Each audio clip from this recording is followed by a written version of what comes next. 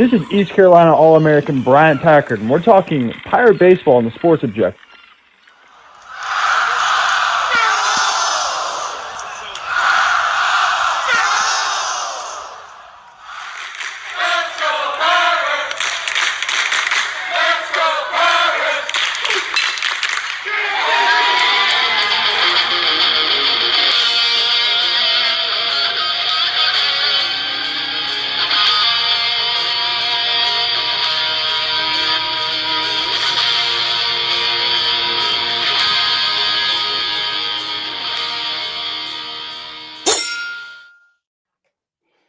Welcome into a very special edition of the Sports Objective as we are previewing the Charlottesville Regional. Bubba, I can't believe just a couple days away, and we'll be getting ready for it's the season's. Where is the season going? But we're getting ready for a regional. I can't believe it. Yeah, and it's hard to believe it's that time again. It doesn't seem like it's been nearly a year since that sixth super regional, but very excited. Despite not hosting like Coach Godwin's told us, it's not going to happen every year as badly as we want it to. We're certainly spoiled as Pirate fans with the success the program has had over the last several seasons. But right now, very excited to dive into Friday night's matchup with the national runner-up from 2022, and that is, of course, the Oklahoma Sooners. And to do that, we'd like to welcome in from the Oklahoma baseball experience, Brandon Schultz. Brandon, we appreciate your time.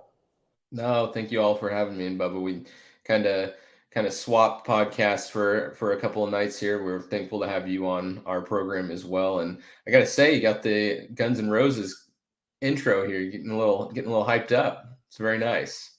Yeah, the outfield is called at Clark LeClaire Stadium. Brandon, is called the Jungle, and so you'll hear that song a lot at Clark LeClaire. And so Bubba does a nice job with the music and producing the show. But wanted to have you on. I know that Coach Godwin said right after the selection show was over, he has a lot of respect for your coach, Coach Skip, and he mentioned that. And he mentioned the fact that, which is very true, every single team in this tournament, all 64, are good teams, or they wouldn't be here. There's guys? Y'all are the stats guys. I think it's 300 teams in college baseball, so only 64 make it.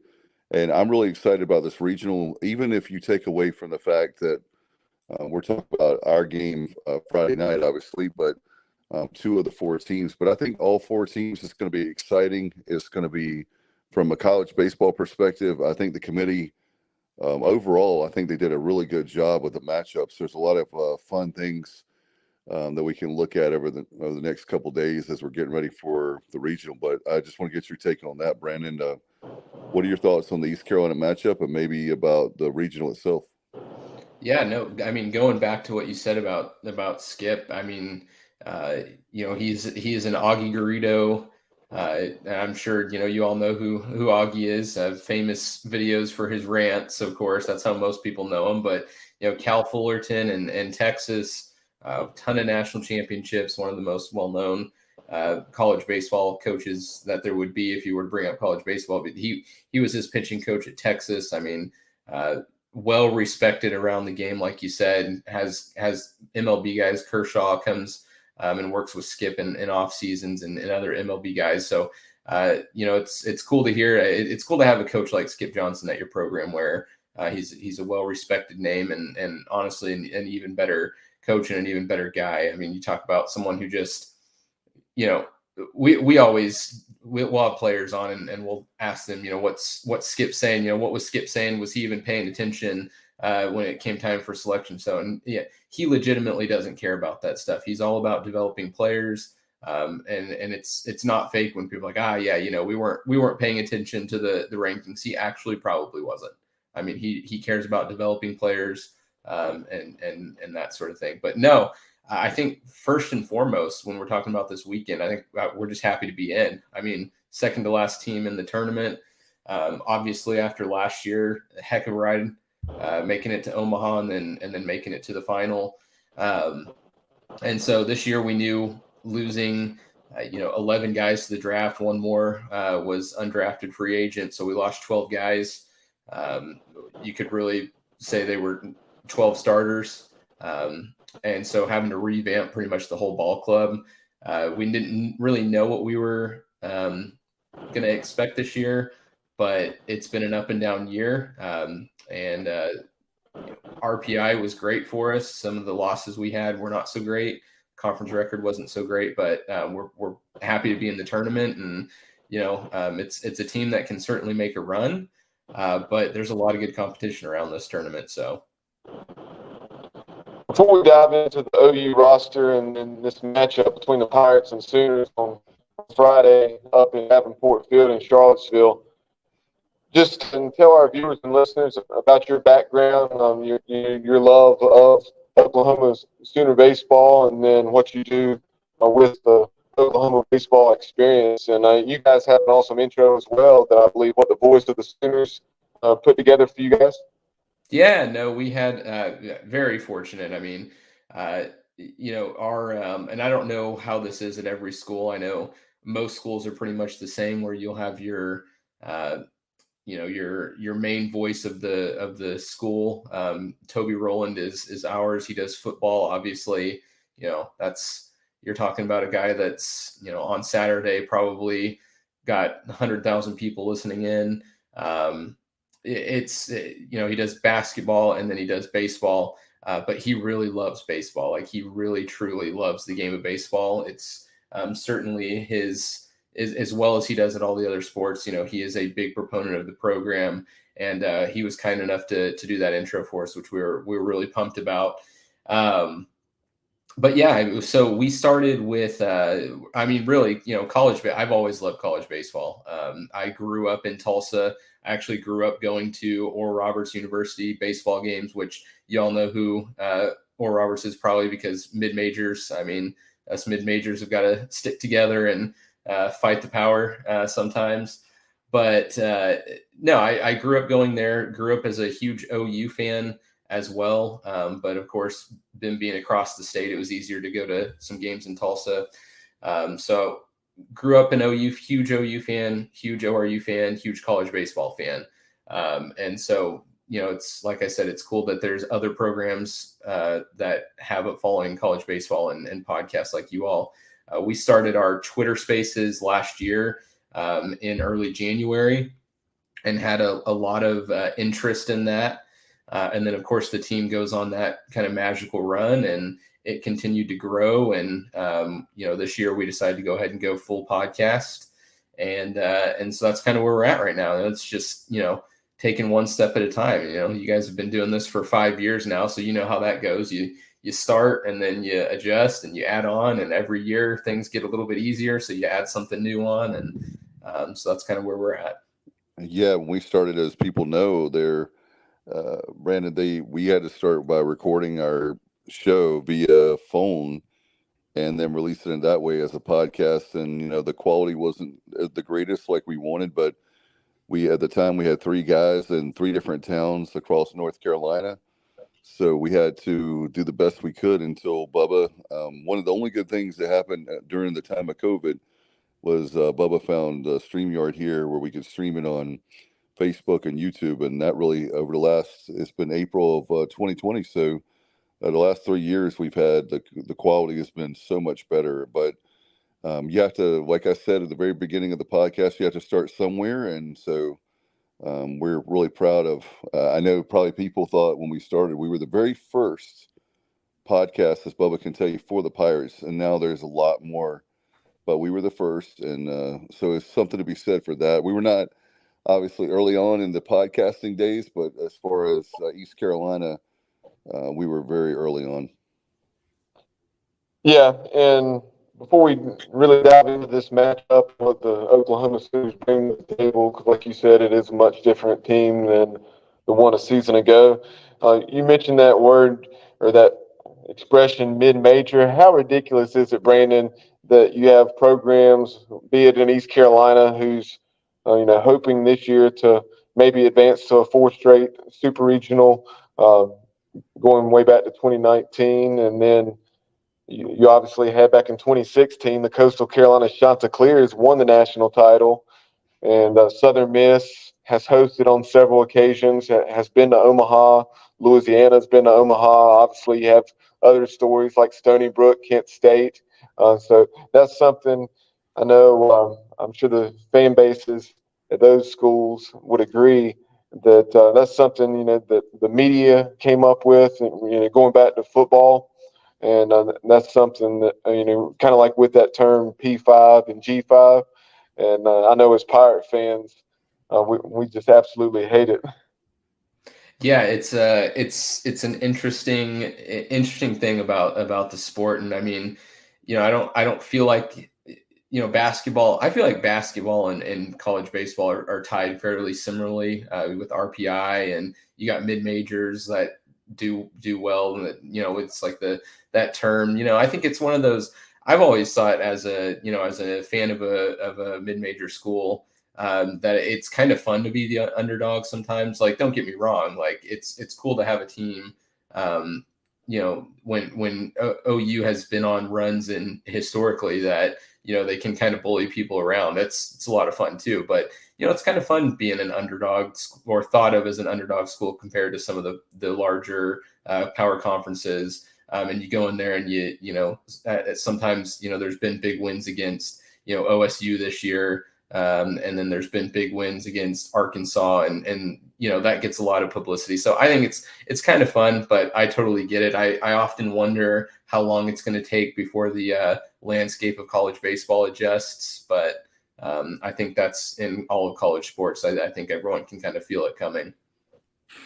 Yeah, and for me there, Brandon, the thing is the program, like Bubba was saying, is a top 10, top 15 program perennially. I mean, it's not like they just like draw names out of a hat and say, okay, East Carolina's going to be 15 this year or 10 this year. And so I think that's the frustration that our fan base has with that term mid-major, because for us, a mid-major would be like, I don't want to throw out schools, but there are other schools around the area and the region in the Virginia, North Carolina, South Carolina area that would fit maybe that label. But we have 30,000 students. Yeah. I want to make that very clear to people. We're not a small college or university, and there's small universities that you hear, talk about how they're a big time program. And I understand maybe an individual sport, but when it comes to East Carolina and baseball, and also I feel like with baseball, it's more of a tight knit community as far as the baseball programs. I think the baseball coaches as a whole respect the media a lot when it comes to maybe not every single coach. I don't know. I can't speak for every single coach, but our experience has been the baseball coaches have been extremely accessible. They have treated us very well. Not that the other coaches for other sports don't, but there's something magical or special about say, for example, in North Carolina, in the state, we have 18 Division I programs. We didn't this year, but most of the time we put together Bubba is amazing with this, a preview of the 18 schools. And wow. They come on and they talk to us and they thank us for what we're doing for college baseball. I know that's coach speak to a point, but we don't get that from the other sports in that regard. Well, that's the thing that they appreciate the coverage because not every baseball program is like in East Carolina or NC State or some of the other teams within the states. And like you said, I won't say any names, but those programs, you could tell they genuinely appreciated somebody covering their program. Well, I was on a TCU podcast. I would agree with you. Yeah, I would totally agree with you in the fact that college baseball is a more close-knit community, more accessible. I mean, we have players on pretty much every week from the team. There's no other major college sport that would have a player come on a fan podcast, and so, but I think that goes to the fact that, in all reality, college baseball is not one of the most followed. It's third most followed sport, behind football and basketball. But I do think it's growing. I really do. And I do think that, there is going to be more of a a market for, your all's podcast and our podcast, and eventually as the sport continues to grow and interest continues to grow. So I love it. I love college baseball. I hope it continues to grow. I would watch any college baseball game of any team playing anywhere. I don't care. I think it's fun. I love college sports and I love baseball. So I would watch any team anywhere. So I'm a big proponent of the sport. Yeah, I had Bubba, by the way, I had a sidebar for you real quick, Brandon. So national media was talking about NIL, and they were talking about, of course, the great run of the great program you have softball-wise with Oklahoma. Mm-hmm. And they were talking about, this was just fascinating. Help me out on this because you're an Oklahoma guy. And they were talking about there's more, I forgot to tell you about this, Bubba. There's more NIL money for the softball program than the baseball program. And I just found that I understand how big the program is with softball. Don't get me wrong. So I'm not disrespecting the softball program at all, but I just thought it was kind of interesting. I thought there would be more. You would think it would be the other way around, that there would be more for the baseball. But that's one of the things that I hope for not only our baseball program, but baseball in college as a whole, is that we'll get more money for our baseball players. Maybe I'm a big baseball fan, so I'm biased, but I think there's a lot to be had there to help our individual programs out. Yeah, I would go further than that and tell you that in all reality, I believe our women's basketball team and track team has more NIL money than our baseball team. So yes, and that is something that myself and Johnny are working. When we talk about next steps, that's something that we're working towards. How can we do that? I think part of it with college baseball is, I don't know. I just feel like college baseball is a little bit older minded at times, and it's hard for coaches or programs to grasp onto the NIL as quickly as some of the other programs do.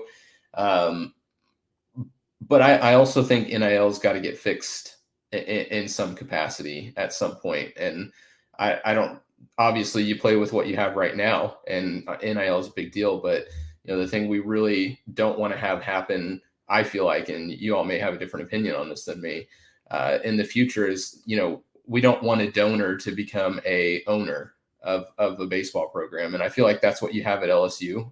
Again, not to call out another school, but that program bought a championship caliber squad. Not to say LSU wouldn't have had a good baseball team. They would have. I mean, it's obvious it's LSU.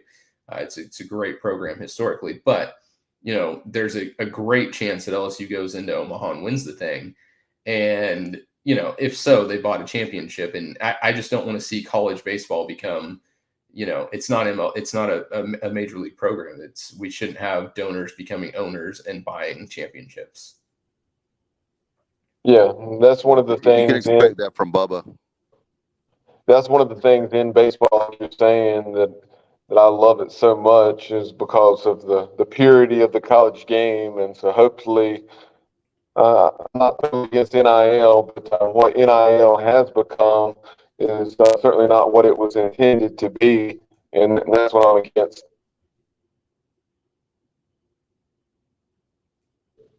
Kind of shifting gears, and if you want to, Brandon, we'll take a look at this matchup between the Pirates and Sooners on Friday night, ESPN2, 7 o'clock first pitch in the Charlottesville Regional. So, obviously, we just concluded a Twitter space with Dan Siegel, who's a Virginia beat writer.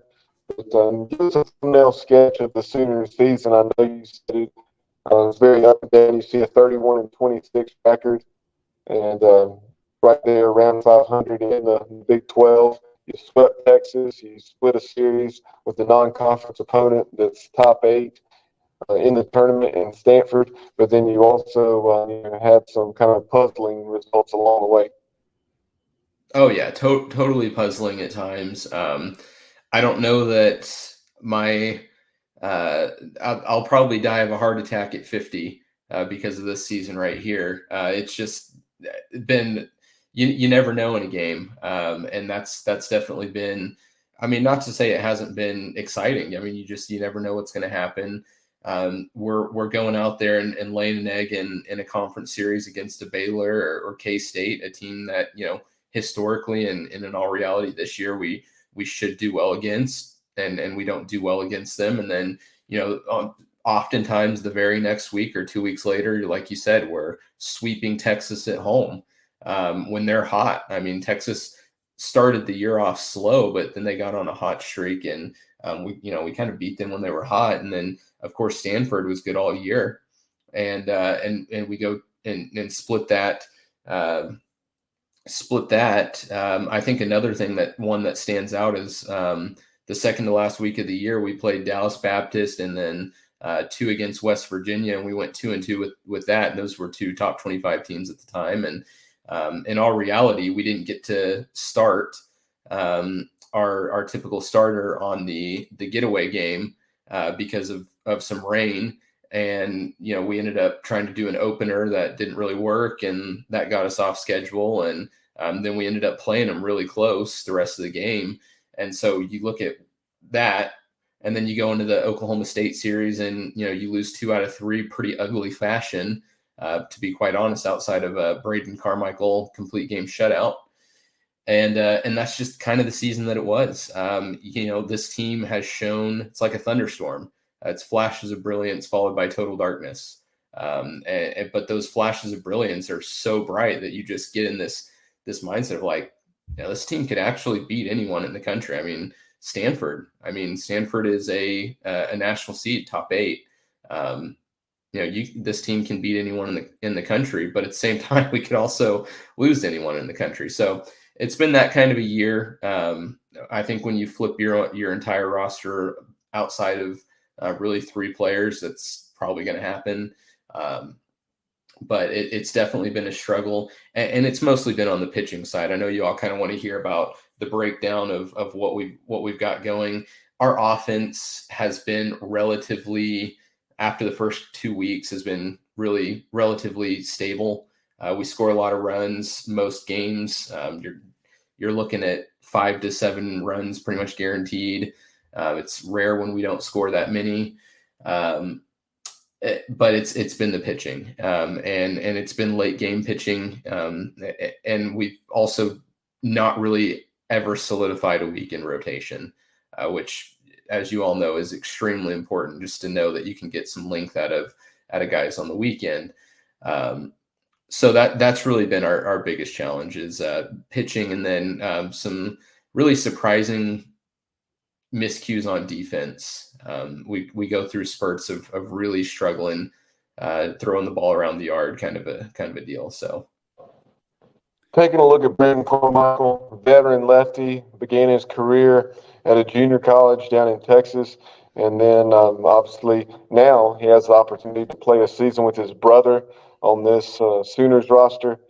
So tell us what makes Braden successful, because you look at his numbers, he's not a high strikeout guy. He's a 5'10", 5'11" left-hander, and I would say kind of your, at least from afar, perhaps your stereotypical left-hander in that he's not a high strikeout guy, kind of a crafty lefty, perhaps would be a good way to describe him. 59 strikeouts in a little over 70 innings, maybe was it 72 or 74 and a third. And one of the things that I noticed is that despite his success and being 7-0, he's allowed the most doubles on the team. And granted, he's pitched more innings than most people, but still seeing 23 doubles was a little eye-opening. Yeah, he is. So he's actually, Braden Carmichael's a really cool story. I mean, his dad was a catcher at OU. His brother's now at OU. He's a 5th-year guy, so he's now been at OU. He did start at a junior college, but he's been at OU for a long time now. But if you go look at his stats over the last few years, nothing that really jumps off the paper at you. He's a guy that kind of has struggled to find a role in his time at OU until this year. And really put it all together. He'll tell you, we've had him on the show before, and he's certainly told us that kind of this year he's, I think everyone talks about buying in to a program or a coach or a mentality, and I think this year he's really bought in to what Skip has been preaching for a number of years, and I'm sure that comes with maturity, and for some guys it happens at different times. But he has bought in and trusted his pitching, going in and not worrying about results. And that's something that Skip talks about often is, you throw the ball where you're supposed to throw it, and whether they hit it or not, there's nothing you can do about that. You can only control where you throw it. I think he's done that this year. And he's been able to pitch with that confidence. Like you said, a lot of pitchability, can throw a lot. He can kind of change speeds on you quite a bit. But when you look at it, he's a pitch to contact guy. He wants you to hit the ball. And so he's gonna take his lumps a little bit and get hit. But because he's trusting it and he's just throwing it where he's supposed to throw it and not trying to throw it somewhere, he's had a lot of ability to get guys out.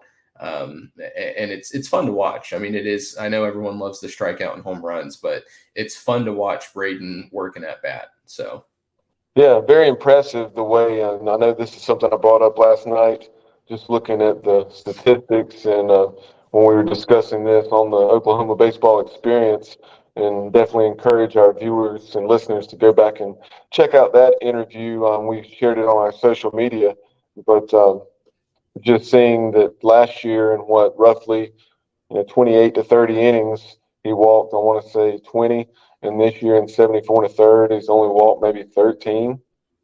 Yeah, it is 13, and I just I would imagine that goes back to not trying to throw strikes, not trying to place the ball, and trusting his stuff more, which I feel like that's where most guys would be at, and when you're looking at college players, most guys probably just need that maturity and everyone hits it at a different point where when you start trusting your stuff and just start throwing instead of trying to make pitches perfect. And that's what he's done. So it's been a lot of fun to watch. I mean, we would not be where we're at right now without Braden Carmichael. And so I'm pretty excited. One question I was going to have for you all is when you all have faced lefty starters, have you struggled, or has it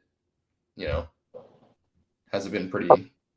There's mixed bag. It depends. I'm drawing a blank on his name. The Friday night starter for Wichita State. Obviously, we played Saturday. I told you the circumstances of that series, but he totally shut us down. He pitched the game of his life. Yeah, very, very good arm, but he shut us down.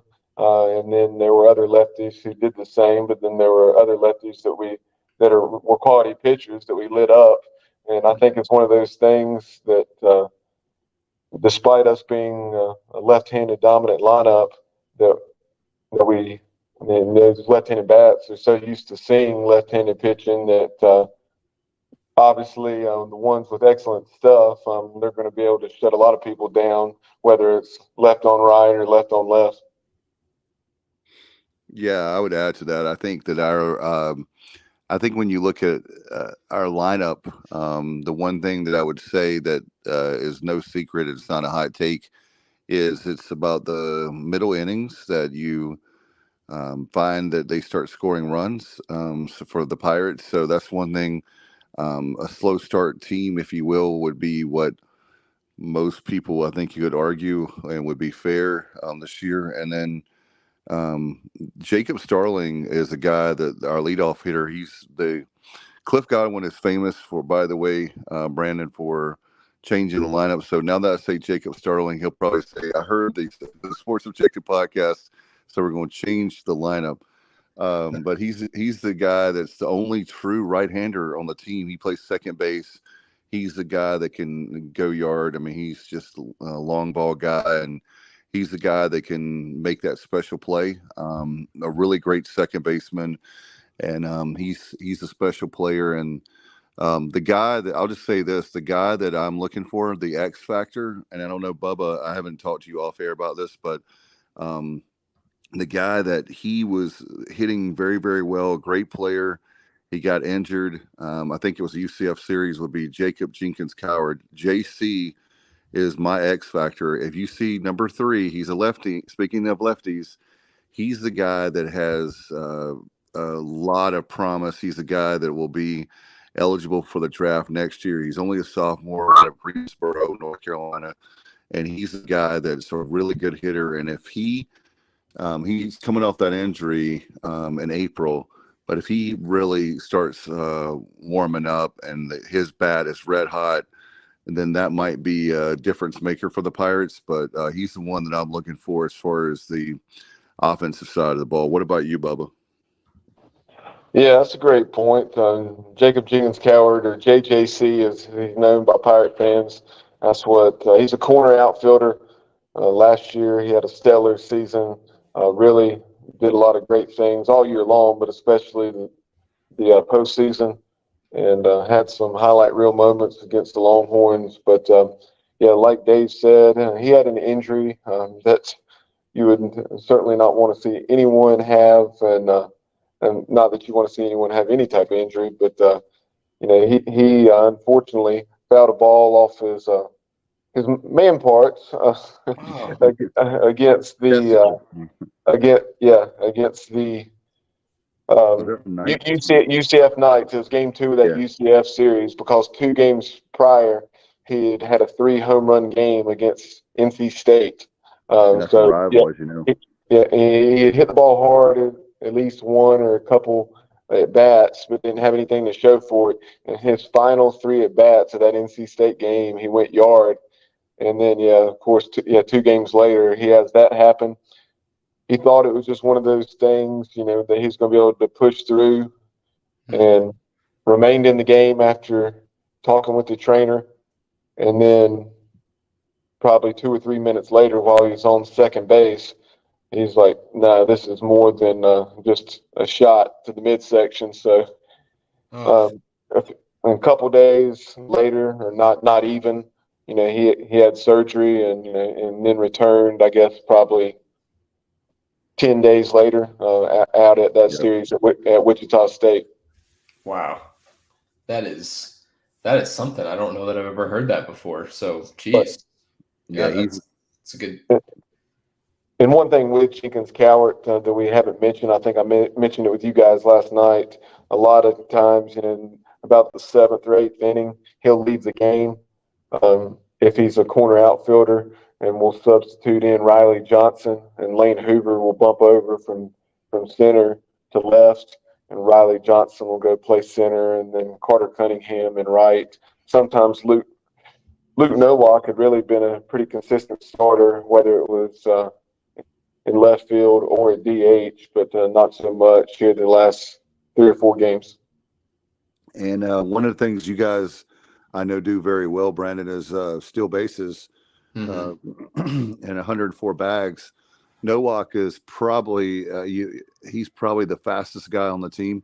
So if you see him, they'll have him, like Bubba said, he's got a very good bat, and he runs the bases extremely well. And he's a guy that would definitely fit in the Sooner lineup as far as stealing bases. He's probably our best guy, I would argue. I don't know if Bubba would, but that's my take. I would, yeah. I mean, when you talk about OU, I mean, that's the kind of what happened last year. Is that chaos mantra that we have, of course, spelled OU instead of just the O. But we got Reggie Willits from the Yankees. He was a former alumni. I think he was the first base coach with the Yankees.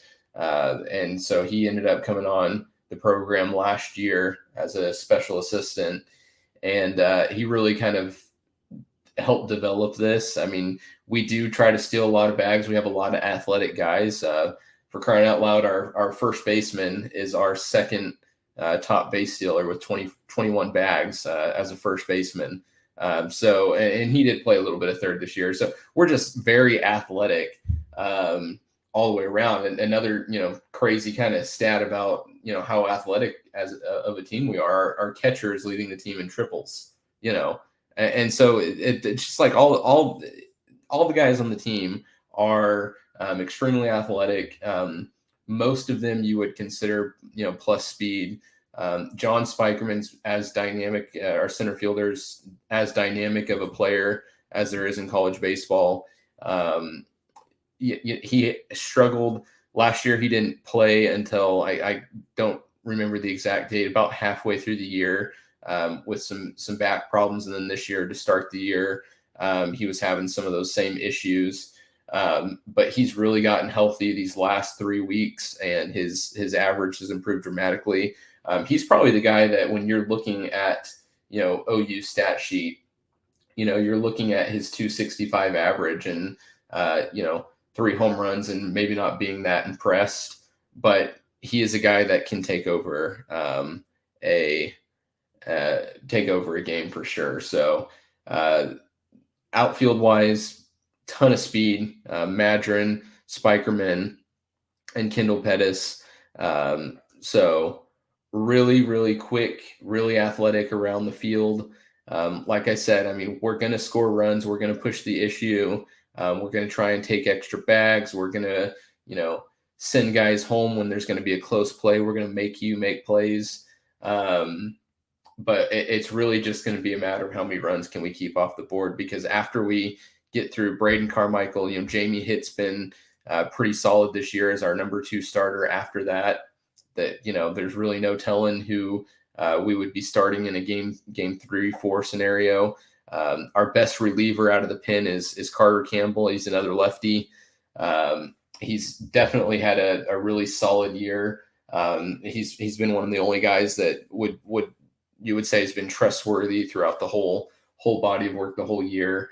And then after that, you're really piecing it together. There's been guys from the bullpen that have been good at different parts of the year, and some of them have been really good at different parts of the year. But there's really only 2 or 3, 4 guys in the bullpen that's put together a full year of dependability. So. Yeah, when I was talking to Johnny, Johnny with the Oklahoma baseball experience for our viewers and listeners, and you can hear from him. I'll encourage you to take part in a Twitter space that the Oklahoma baseball experience is having on Thursday night. Brandon, do you know the time of that? So you all are on the East Coast, correct? Correct. Yeah, so that would be 9 o'clock your all's time, 8 o'clock ours. So 8 o'clock Central, 9 o'clock. Okay, and we'll put that on our social media, Pirate fans, the link to join the Twitter space for the Oklahoma baseball experience. Definitely encourage you to at least listen in, and then you can always request to speak and chime in if you have anything to add to the conversation. But yeah, I'm glad you're talking about chaos and the 109 stolen bases. And East Carolina has the luxury of having a couple of quality catchers, and for the most part, it's been Justin Wilcoxon. He's thrown out about 20 base stealers this year, and I'm really looking forward to seeing that matchup with him and the OU running game. Yeah, I am too. It's certainly, it's certainly one of those places where there are times, it's how committed we are to the run game. It's kind of like football, how committed are you going to be to the run game? But we have seen situations this year where we have potentially run ourselves out of games. And that was known going into the season that would probably happen, because it's also going to win you a bunch of games too. And so it's really hard. I think last year we got picked off a little bit more than we did this year. So I do feel like we've been a little bit smarter about getting picked off. But sometimes we will push the issue to the point where I think some of the fans are like, let's get a couple of runs ahead first, or at least catch back up when we're only down 1 or 2, instead of running us out of innings. But it's part of it. We always say the chaos giveth and it taketh away. So yeah, East Carolina offensively, and that's something we did not talk that much about with the Twitter space tonight. We do have the ability to hit the ball out of the ballpark, 74 home runs as a team. I think at least 5 guys with 8 or more, led by first baseman Josh Moreland, who's a junior and has really bounced back after a struggle in 2022. He has right around 300, a little over 300, I think, batting average, and has hit 15 home runs and driven in probably about 60 or more. But when you take a look at the Pirates, it's a very versatile offense. You had a weird stretch there in the middle of the season. Those games that I mentioned at Wichita State, where we only scored 3 runs, got shut out twice, and there was another game where we got shut out in that stretch. So, but outside of that, for the most part, we've been pretty good offensively. Like Dave mentioned, there have been those games where we started slowly, and then Coach Godwin, he'll fake bunt and steal a lot. He'll in a 3-0 count, we'll show bunt and then pull the bat back. That would be a good over/under for like a prop bet, like you would have for the Super Bowl. Is how many times the Pirate batters will show bunt. Yeah, and I would say there's no telling. This is probably way low. I'd set it at probably, I don't know, 14.5. I'm gonna keep up with that on Friday to see how many times we show bunt. Yeah, I'm gonna have to as well. So, be fun. Yeah, Bubba, by the way, if you want to bet, you're going to be able to bet on baseball next year. So maybe they're really close to passing it where you can bet on your phone, mobile, and they're also going to have it around the state of North Carolina. So the legislature is one thing. There's so many problems in North Carolina, but the one thing they can all agree on is sports betting. So we should have that definitely by the Super Bowl, but it may be as late as this time next year in June. So a year from now. Perhaps an NIL opportunity for the former Alabama coach, right? I was exactly. We had to get an Alabama joke in there. Yeah, I was like, man, you guys might have a new special assistant on your staff next year somewhere in North Carolina. And then the whole connection with the father of the Cincinnati player, that was pretty interesting to read some of those articles. I have not kept up with that story very much in the last couple of weeks, but I cannot wait to see where that one ends up, and once everything has officially all come out, how in the world what happened. I mean, it's definitely interesting. Especially when you think about after the 2016 run that Cliff Godwin had. Bubba, help me out on this, but I was told, I don't know if this is true, but Cliff Godwin, being a great coach, gets offered, or rumored to be a part of the coaching search of blah, blah, blah, whatever school.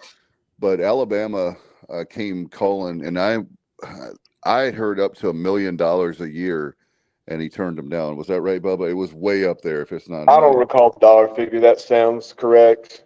And that was in 2016 after East Carolina was within 90 feet of Omaha, where we went out to Texas Tech after coming out of the Charlottesville regional, and won game 1 against the Red Raiders, and had those opportunities. I hit a ball, hit the backside of the mound, and it ricocheted, shot over towards second base off the bat of Brady Lloyd. Looked like it was headed into center field off the bat, and then it hit the back of the mound, and got him. They threw him out by probably a step or something at first. I was like, you got to be kidding me, because off the bat, I was like, I raised my hand. I was like, yes, we're going to Omaha finally. Yeah, it felt like it certainly that particular day in Eastern North Carolina. A sidebar, I was DJing a wedding. It was like 95 degrees.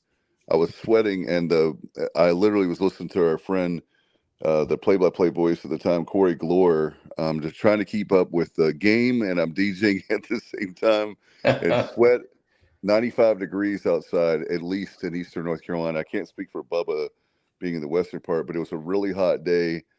And remember that game very, very well. I thought we had it, I'll be honest, with the way that we were playing that day, but some things are not meant to be. But as far as Oklahoma is concerned, I did have a question as far as with SEC dominance again this year. I think it's 8 host sites. What do you guys feel about as far as, I haven't asked anybody, you hear all the time about basketball and football, but how do you guys feel about moving to the SEC, you guys in Texas? Yeah, great question. I haven't really been asked that one much from other teams. I think really from a facilities standpoint, we're well behind. We are way, way behind. We're way behind in some aspects in Big 12. So, our renovations are coming to Elldale probably in the next year or two. They'll break ground. So we are starting to, I think it's $45 million renovations. I'm sure it'll end up being more than that throughout the next couple of years. So we're trying to pick that up. Product on the field wise, though, I mean, got to be real honest. I certainly is not trying to sound, overconfident or anything like that, but we've actually done pretty well against the SEC since, the start of the decade. We went to the Shriners Classic in 2020, took 2 out of 3 there against Arkansas, Missouri, and LSU. So that, obviously I know that was 2020, but, when you're looking at recency, that's certainly part of it. I know in 2021, I believe we played Arkansas either close and won that one. And then Auburn, I know we beat in that year as well. We beat Auburn last year. Obviously we beat Texas A&M twice to bump them out of Omaha. Early in the year, we beat Auburn. There's a lot of wins against SEC schools over the last, 5 years. And it's not the slouches in the SEC by any means. I mean, we beat Mississippi State this year, 15-9. I get it. They didn't have the best year, but, so I really got to say, I'm not super worried about the SEC. I feel like it's, this year we were very fortunate to make the tournament, in my opinion. I'm super glad we did. Don't get me wrong. The guys put up some big wins. We've already mentioned Texas and Stanford, but, being a 6th or 7th in the conference in the Big 12 usually does not get you into the regionals. Being 6th or 7th in the SEC is guaranteed. So I think we'll do fine. I think there's going to be a learning curve. We're going to have to get used to playing in some absolutely raucous environments. We're going to have to probably get used to them traveling really, really well. SEC travels really, really well. And so there's going to be a good contingent coming to our own ballpark. So we got to get facilities up there, but product down the field wise, I think Skip Johnson's building a really solid program. We have some major recruits coming in. He's already proven that he can work the portal really well by getting guys like Dakota Harris and Bryce Madron, who was the junior college player of the year last year. So, I'm not too worried about the SEC. Am I acting like, oh yeah, we're going to go in there and win it the next 3 years? No. I mean, we're going to have runs just like other schools in the SEC do. But I really think we can hold our own. Yeah, that's something when you talk about the SEC, it's pretty crazy. You mentioned Mississippi State. They won a national championship just a few years ago, I guess a couple years ago, and then they proceeded to lose 18 straight SEC games. And that's unbelievable. And then last year, Ole Miss snuck into the tournament, got hot, and then the Rebs won it all. And then this year, they have a below 500 season. Yeah, and I think that's one of the reasons why. I mean, I will say, like, for a lot of people, this year has been super disappointing in some aspects. Barely making the tournament and it's really the way that we've lost this year that's been kind of challenging and disappointing at times. But when you actually look around at the teams that were in Omaha last year, or went, the other teams that were in the tournament in previous years that went really deep and got gutted by the draft, making a regional this year is actually a really solid thing, really great thing for the program to continue to make postseasons. That's what builds programs. And so we're excited. Of course, someday we hope to aspire to get 4 hosts in a row.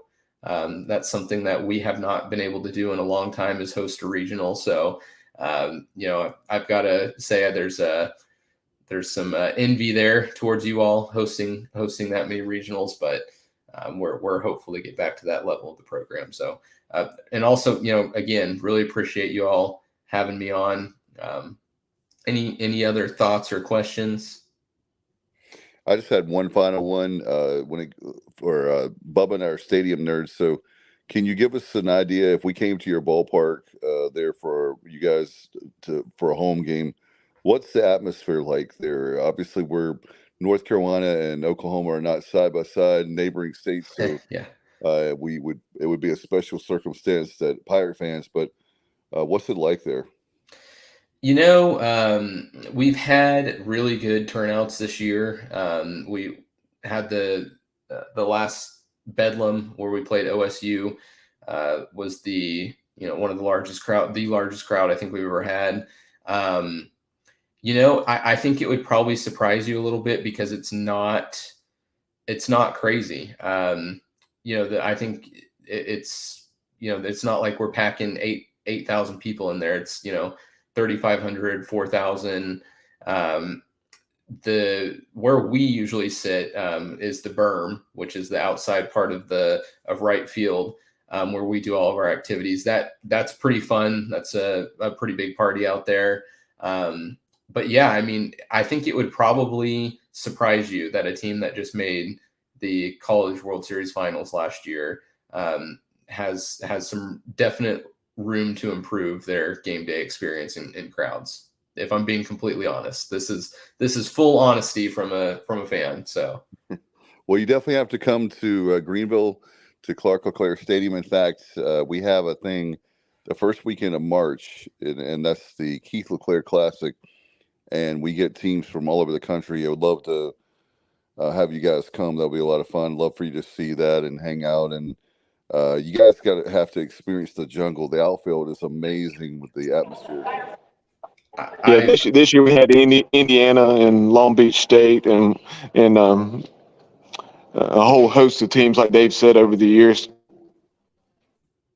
I would, if I ever make it to North Carolina during the season, I can guarantee you I will be going to an East Carolina game because believe me, I am up to speed on all the programs out there and the fun stuff that they do at their ballparks, and that is certainly one of the tops. So I know you've been generous with your time. Can you tell everybody again about the podcast and certainly about how people can follow you guys like on social media?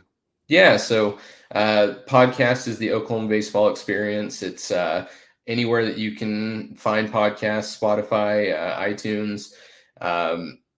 Just started that up this year. We're about 20 episodes. I know that pales in comparison to 900, but we'll get there eventually, right? By that time, you all will be on, your 5,000th episode. So, no, it's good. We have a lot of players come on. We have some coaches come on. I know you all spoke about coaching staff being pretty friendly with college baseball. So we do that. Twitter-wise, Schultz012 is the Twitter handle. You can't miss it. It's got the OU and ORU / in between it. And then my partner in crime, Johnny Baseball at Web Dingus is who you really want to follow. And he's really, in all reality, he is the as he's said in our intro, the sod father. He is the father of all things Twitter and podcasting and promoting the team at OU. So he's a great guy, great follow, and we've been pretty happy to do this the last couple of years. Sounds good. Good luck to you guys. Obviously, with you as well. And I appreciate you coming on tonight. It'll be interesting to see Pirates and Sooners on Friday night at 7:00, and I think that's the ESPN2 game for the people that are back home in Norman or Greenville. And so you can check that out. Thank you so much, and look forward. Maybe we can meet sometime in person, but good luck to you guys, and we'll talk again very soon. Absolutely. Thank you all. All right. Have a great night. You too. All right, Bubba, a great show as always. Appreciate Brandon coming on, and we will have all the updates with the regional, and I know we'll have a lot of fun in Charlottesville. Cannot wait. It's going to be outstanding. My kids Alex and Mackenzie are going to enjoy it, and I appreciate everything you do for the show, and it's going to be, we'll see how it goes. It's one of those things we're not used to. It's been a while, 2016 in Charlottesville, last time the Pirates were on the road, and we'll see how it goes. I know you're on vacation, so I'll let you get back to that, and we'll get it out of here, folks. Appreciate it very much, and you can follow us, right? Bubba, before we get out of here, we'll tell everybody about our YouTube channel and social media, right? Yeah, we'll certainly plug our social media platforms. Like Dave said, subscribe on YouTube as we're approaching 900 subscribers. Definitely like and follow on Facebook. Follow us on Twitter at eSportsOBJ, and then on Instagram and TikTok, it's at The Sports Objective. And then if you have any questions that you would like us to ask to a guest, or just about the podcast in general, anything like that at all, maybe a potential guest that you would like for us to have on, or like I said, anything concerning the Sports Objective, reach out to us at thesportsobj@gmail.com. All right. We appreciate all the support of our viewers and listeners. Thanks so much for Brandy coming on with Oklahoma, the Oklahoma baseball experience, and good luck to them. A great show, and appreciate their support during this Charlottesville regional preview. Appreciate Brandon coming on.